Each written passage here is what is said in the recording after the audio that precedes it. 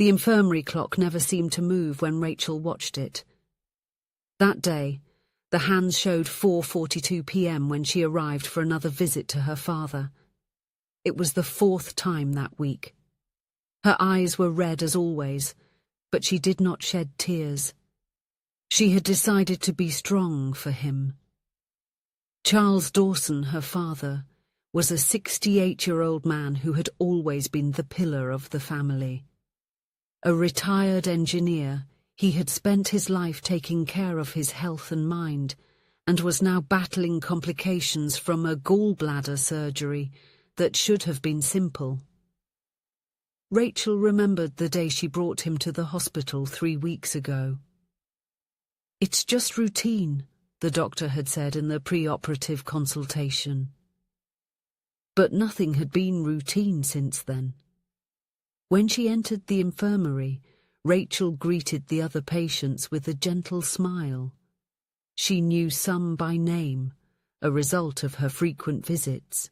She knew that the elderly man in the bed next to the window was waiting for his daughter, who would be coming from the countryside over the weekend, and that another lady, occupying the bed near the door, collected crossword puzzle magazines. Her father was awake, looking out the window. His grey hair needed a cut, and his beard, once always well-groomed, was growing unevenly. Even so, when he saw his daughter, his eyes gained a special shine. "My girl," he said in a hoarse voice, "you didn't need to come again today." "Of course I did," Rachel replied, adjusting the pillows behind him. "How are you feeling?" Like an old man who was too much trouble for his daughter. It was always like that. He worried more about the inconvenience he caused than about his own pain. Rachel had inherited this trait, that of putting others first. While arranging her father's belongings on the small bedside table, Rachel noticed she was being watched.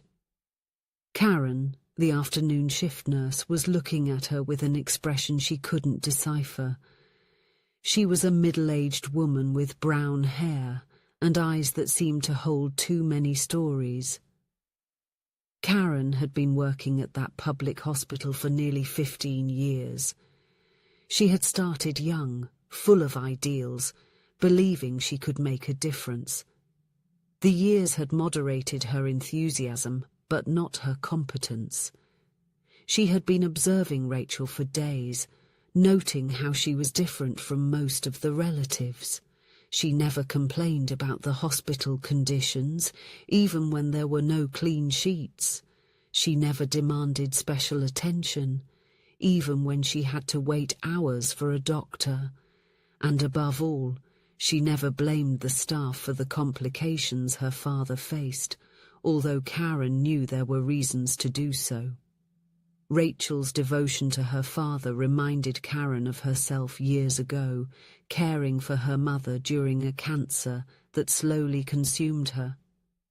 That memory, although painful, created an invisible bond between the two women who hardly knew each other. "How is he today?" Rachel asked when Karen approached to check Charles's vital signs. "Stable," Karen replied with a professional smile. "Dr. Martin should come by on the 5 o'clock round." Rachel nodded. Dr. Martin Caldwell was the surgeon in charge of her father's case, a tall and imposing man with perfectly groomed grey hair and expensive framed glasses. He was considered one of the leading authorities in that hospital, with a career full of recognitions and a name that opened doors. His presence in the hallway caused a respectful silence, but also a certain nervousness among the younger staff. As Karen adjusted the IV, her eyes met the chart at the foot of the bed. Something there had been bothering her for days. Small inconsistencies that only someone with her experience could notice. Altered doses, adjusted times, the different handwriting in certain notes. "When will I be able to take him home?" Rachel asked, interrupting the nurse's thoughts. Soon, I hope, Karen replied, avoiding her eyes. Dr. Martin will be able to provide better information. Rachel's father fell asleep after a while. She remained seated in the uncomfortable chair next to the bed, reviewing work documents. As an administrative manager, she managed to negotiate flexible schedules to take care of her father, but that meant taking work everywhere.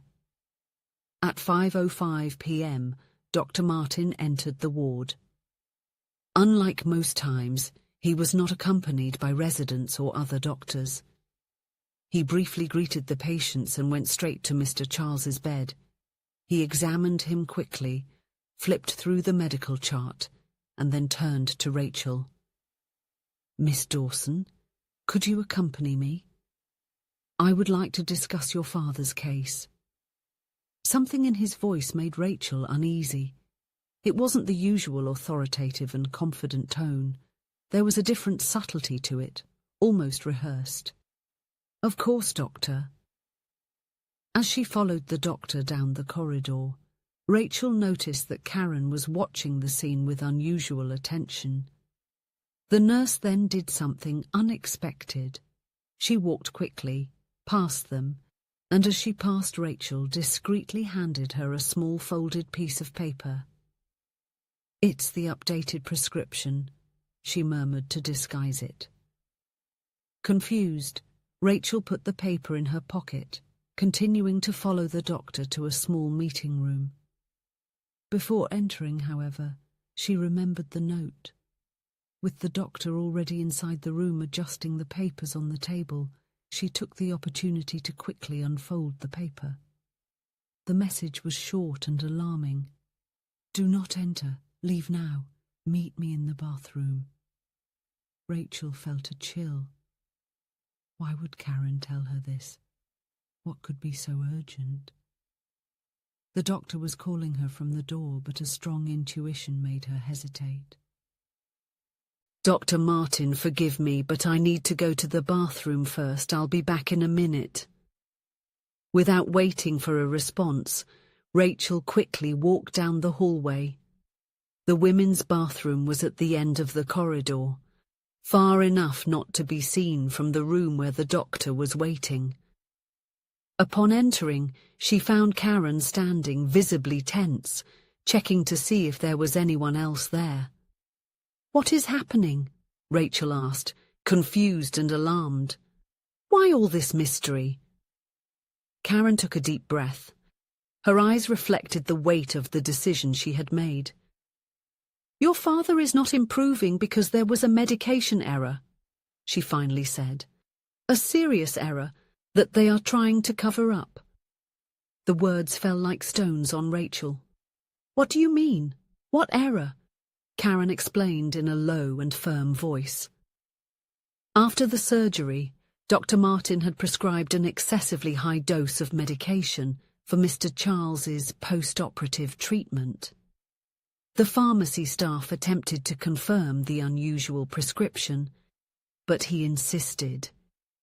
When the patient began exhibiting symptoms of intoxication, instead of acknowledging the mistake, the doctor altered the medical records and reorganized the treatment as if the problem were a natural complication.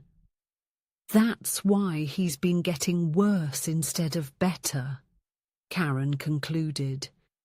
They're treating the consequences of the mistake, not the actual cause. Rachel felt the blood run cold. Are you sure about this? Karen opened her bag and showed copies of the original notes she had made in the system before they were edited. There was evidence that something had been deliberately altered. I took these screenshots before they changed the electronic record, and I have my own notes. I know I should have spoken up earlier, but... Karen hesitated. I have 2 kids to raise on my own. This job is all I have. Rachel understood the risk Karen was taking. Why are you telling me this now? The nurse looked at Rachel with tired but determined eyes. Because Dr. Martin is going to tell an elaborate story about how your father had a rare and unpredictable reaction to the procedure. He will use technical terms that you won't completely understand. He will say they're doing everything possible, but that these complications happen, and you, lacking medical knowledge to question it, will believe him. Karen paused. I've seen this happen before. Patients suffering from the consequences of mistakes that no one had the courage to own up to. And I saw something in you. In the way you treat your father. How you respect even those who barely notice your presence. Something that reminded me that I still have a choice. You don't deserve this. Your father doesn't either. And this hospital needs to change. Someone needs to say enough, Karen concluded. It was always like this. When something went wrong and he needed to control the narrative, he would call the most upset relative and give them a sugar-coated version, full of technical terms that no one had the courage or preparation to question. Rachel felt the weight of that revelation and also the responsibility. What do I do now? You have the right to the truth, and your father has the right to proper treatment, Karen replied. I'm not suggesting a scandal, but that you seek external help. I know a lawyer who understands medical cases. She can guide you without causing immediate uproar, ensuring your father receives the right care first. Rachel thought about her father, his weak smile when she arrived, and how he always downplayed his pain to avoid worrying her. She wondered how many other patients might be going through the same situation. Thank you, she finally said. I know how hard this must have been for you. Karen smiled slightly. I'll give you the lawyer's contact. In the meantime, go back and tell Dr. Martin you had an emergency and had to leave. Tomorrow, when you return, act normally. We cannot raise any suspicions while your father is still under their care. The two women exchanged contacts and Rachel left the bathroom with a mix of fear and determination. She sent a message to the doctor saying she had a work emergency and would need to reschedule the conversation. Then, instead of returning to the ward, she headed home, where she could think clearly about the next steps. That night, Rachel couldn't sleep. She tossed and turned in bed, thinking about Karen's words, the copies she had handed her, and the trust she had placed in the hospital. The next morning she called the lawyer recommended by Karen. Natalie Brooks, the lawyer, had experience in medical negligence cases. With calm and professionalism, she guided Rachel on how to proceed. First, ensure that her father received the correct treatment, then gather evidence, and only then consider legal measures. The most important thing right now is your father's health, Natalie said.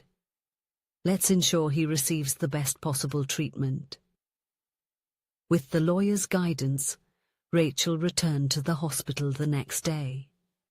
This time, however, she brought along a doctor friend from another institution, introducing her as a cousin who was visiting. The presence of someone with medical knowledge subtly altered the dynamics of the care being provided. In the weeks that followed, Rachel acted cautiously. She never confronted Dr. Martin directly, but she began asking more specific questions, always noting the answers.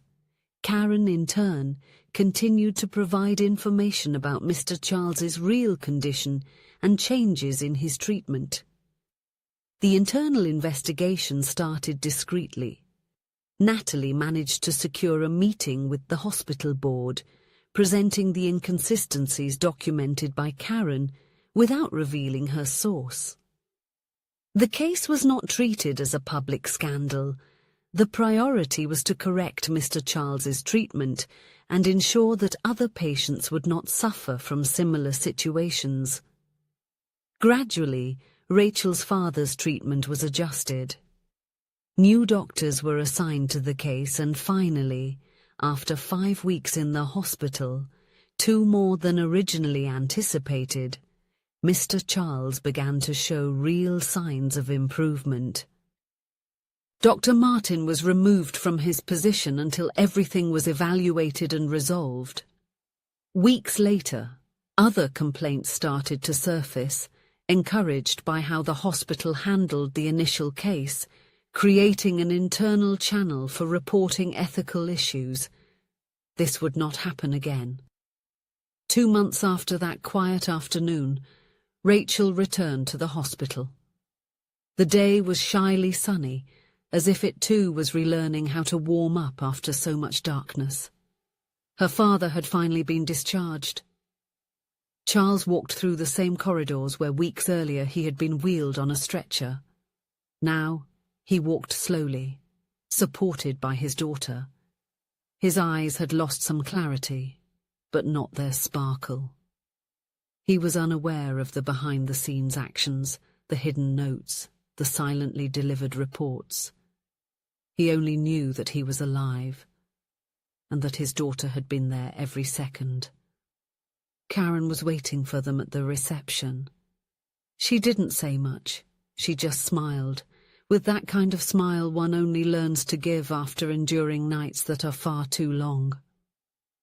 Rachel returned the gesture with a slight nod. There, at that moment, words would have been a waste. Too many had already been spoken. Too many had already hurt. Days later, Rachel returned to the hospital.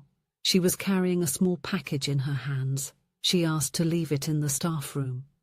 It was a simple cup, with some hand-drawn roses, and a note with a phrase. "Thank you for everything, Karen. You are very special."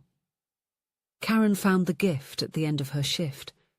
She was tired, her back aching, her eyes heavy.